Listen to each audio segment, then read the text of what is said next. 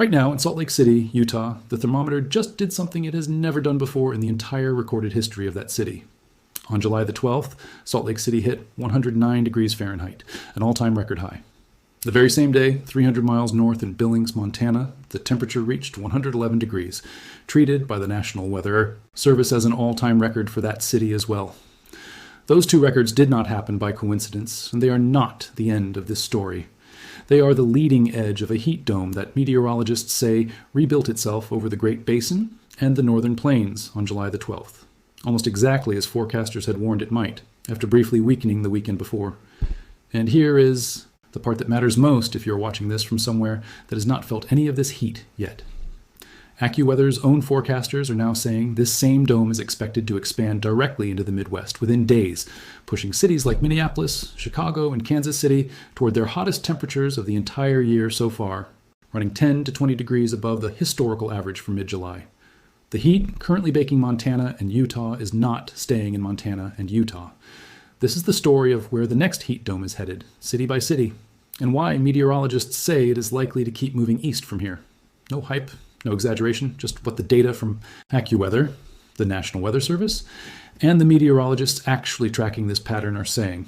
If you live anywhere between the Rockies and the East Coast, drop a comment and tell me what your forecast actually looks like for the coming week. I read every one of these.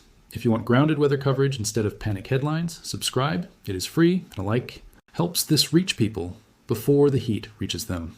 Let us go for 5,000 likes on this one. Thank you. Now let us get into it.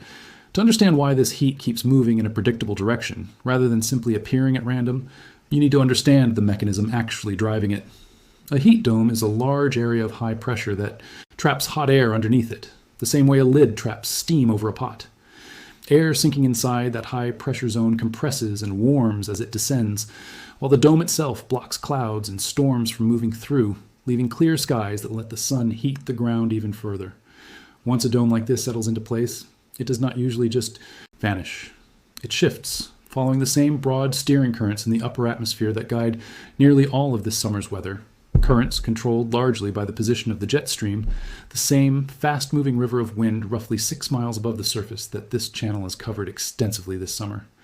When that jet stream buckles into a large, slow-moving loop, a heat dome can effectively ride along underneath it, drifting in whatever direction that loop happens to be oriented. And those loops have been remarkably consistent about which direction they push heat once it builds over the interior west this particular summer. This exact heat dome has already demonstrated that pattern once this month, and it is worth walking through the timeline briefly because it explains exactly why forecasters are so confident about where it is headed next. The dome first built over the eastern half of the country in the run-up to the 4th of July, driving the historic East Coast heat wave that pushed Washington, D.C. to its hottest Independence Day on record and sent New York City into triple digits for the first time in a decade, while Philadelphia tied its all-time July monthly record and Boston set daily records for several consecutive days. Severe storms broke that eastern dome apart in early July, and almost immediately, an essentially identical dome rebuilt itself over the western half of the country instead, pushing Salt Lake City and Billings to the all-time records described at the start of this video. Now, after a brief weekend lull that some forecasters had hoped might signal the pattern was finally breaking down for good, that western dome has re-strengthened over the Great Basin and Northern Plains, and it is following the same eastward migration pattern that defined its first cycle just weeks earlier. Meteorologists tracking the pattern have been direct about this repetition, noting that the ridge simply re-strengthened in almost the exact same location it had weakened from days earlier, rather than dissipating the way a more typical summer high-pressure system usually would after being disrupted by storms. Here is where this becomes genuinely useful information rather than just another headline about hot weather somewhere else.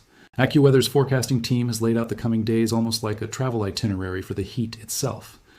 As the dome expands into the Midwest, real field temperatures, which combine actual air temperature with humidity to reflect what the heat genuinely feels like on the human body, are expected to exceed 100 degrees and reach somewhere between 105 and 115 across many areas from the plains into the Midwest.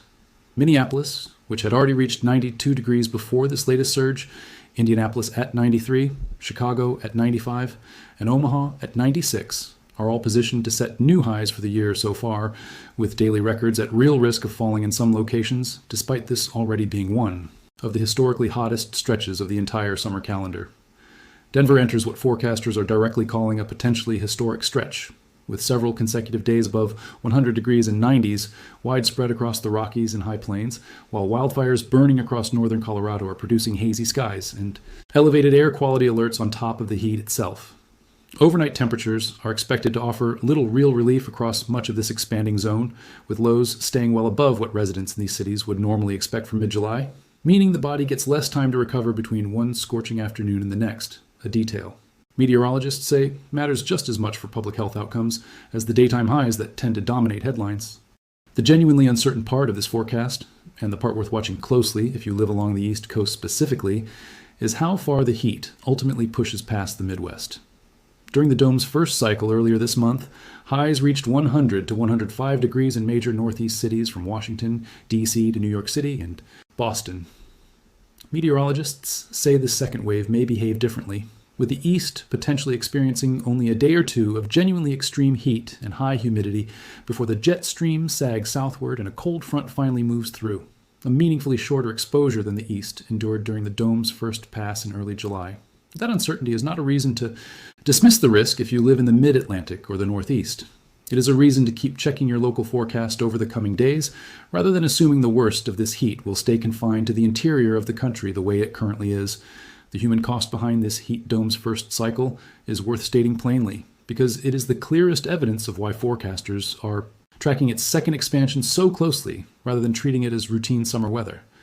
The national heat-related death toll from earlier this month had already reached at least 40 and was expected to continue rising as officials worked through delayed reporting, a pattern health officials have been explicit about, cautioning that heat deaths are consistently undercounted in the immediate aftermath of an event, and that final tallies routinely climb for weeks afterward as medical examiners complete their reviews. New Jersey alone confirmed 29 heat-related deaths from the earlier East Coast peak, an increase of 7 from just days before that count was first released, with additional confirmed deaths in New York, Philadelphia, and Illinois. Officials in multiple states have pointed to the same underlying pattern behind nearly all of these deaths. Elderly residents and people without reliable access to air conditioning bearing a disproportionate share of the toll, exactly the same vulnerable population identified in nearly every heat-related death investigation when conducted anywhere in the world this year. Smoke from Canadian wildfires has been compounding the danger on top of the heat itself, degrading air quality across the upper Midwest and Northeast, even in places that have not yet felt the worst of the temperatures directly, meaning some communities are effectively facing two simultaneous public health threats layered directly on top of each other rather than one at a time. This pattern is not confined to North America, and understanding the wider picture helps explain why meteorologists keep describing this summer using words like historic rather than simply hot. Forecasters at the weather company and AG2 released their outlook for the rest of this month for Europe, and the headline finding was direct. The entire continent is expected to run above average temperatures through the remainder of July. That outlook followed two separate, already record-breaking heat domes across Europe in May and June, and a third wave that built over Western and Central Europe in early July, with models at the time warning that an omega block, a stable high-pressure pattern trapped between two weaker zones, could hold hot air in place across Spain, Portugal, France, Germany, and the Benelux countries for 6 to 9 consecutive days if it locked into position. A genuinely dangerous setup, since forecasters specifically flagged that this particular round could prove more exhausting than the record-breaking heat that preceded it, precisely because the high-pressure ridge was expected to stall for longer rather than moving through quickly. Soil across large parts of Western Europe was already exceptionally dry heading into that third wave, a condition that tends to worsen with each successive heat dome rather than resetting between events, since dry ground heats the air above it more efficiently than moist ground does, creating a feedback loop where each new heat dome makes the next one somewhat easier to sustain. The underlying driver connecting the European and North American patterns is the same one this channel has walked through repeatedly this summer. A historically strong El Niño combined with record-high ocean, temperatures worldwide, a combination climate scientists say is actively supercharging how these heat domes form, how long they hold in place, and how far they ultimately travel once they do. There is a genuinely important lesson in how predictable this specific heat dome's movement has already proven to be, and it is worth carrying forward into how you personally prepare for the coming days. This is not the first time this exact system has expanded eastward from the interior west into the Midwest and toward the coast. It already did precisely that once earlier this month, and the same broad steering pattern that carried it east the first time is, according to every major forecasting outlet tracking it, poised to carry it in the same general direction again. That predictability is not a reason for complacency. It is a genuine advantage, since a heat dome that has already shown its playbook once gives forecasters and everyone reading their forecasts a real head start on preparing for round 2, rather than being caught off guard the way communities sometimes are by a completely novel weather pattern. Meteorologists have compared this kind of repeating cycle to a pattern rather than a single isolated event, precisely because that framing changes how seriously it deserves to be taken. A heat dome that returns to the same regions on a roughly 2 to 3 week rhythm is not simply bad luck striking twice. It is a structural feature of this summer's atmosphere that is likely to keep recurring until the broader pattern driving it, the historically strong El Niño and record ocean. Warmth described throughout this video finally begins to shift later in the season. So, what does all of this actually mean for you? Depending on where you happen to be reading this from, if you are in Montana, Utah, or anywhere across the Great Basin and Northern Plains right now, you are already living through the leading edge of this heat, and the practical priority is straightforward: limit outdoor activity during peak afternoon. Hours: check on elderly neighbors and relatives directly rather than assuming someone else already has, and treat any air quality alerts from nearby wildfire smoke with the same seriousness as the heat itself. If you are in the Midwest, from Minneapolis and Chicago down through Kansas City, this heat is your immediate near-term forecast rather than a distant possibility, arriving within days rather than weeks, and it is worth checking your specific city's forecast now rather than waiting until the heat has already arrived to start taking it seriously, since the same cities were largely caught off guard by how quickly this exact system expanded the first time it moved through the region. If you are along the mid-Atlantic or northeast coast, the honest answer is that meteorologists are still working out exactly how much of this heat reaches you and for how long. But given that this same system already pushed triple-digit heat into your region once this month, it is reasonable to treat the coming week as a real possibility worth monitoring, rather than something you can safely ignore because the worst of it currently sits 1,000 miles to your west. Basic advice applies that has applied all summer. Know the signs of heat exhaustion and heat stroke. Never leave children or pets in a parked vehicle even briefly, and stay hydrated well before you actually feel thirsty, since thirst itself is already a somewhat delayed signal of the body's actual hydration needs during extreme heat. The honest, grounded summary of this story is this: a heat dome that already produced a historic East Coast heat wave earlier this month broke apart, rebuilt itself over the western United States, and drove Salt Lake City and Billings, Montana, to all-time record temperatures on July the 12th. That same dome is now expanding directly into the Midwest, with Minneapolis, Chicago, Kansas City, and Denver all positioned to see their hottest temperatures of the year so far within days, running 10 to 20 degrees above the historical average for mid-July, while wildfire smoke from Canada continues to degrade air quality across the same broad region.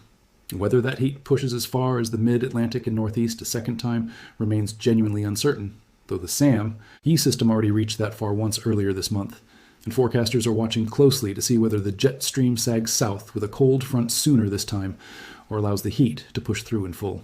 Behind all of it sits the same historically strong El Niño and record global ocean temperatures, driving a parallel, separately confirmed pattern of repeated heat domes across Europe for the remainder of July, following 2 already record-breaking heat waves in May and June, and a third that pushed dangerously dry soil conditions even further across the western half of the continent.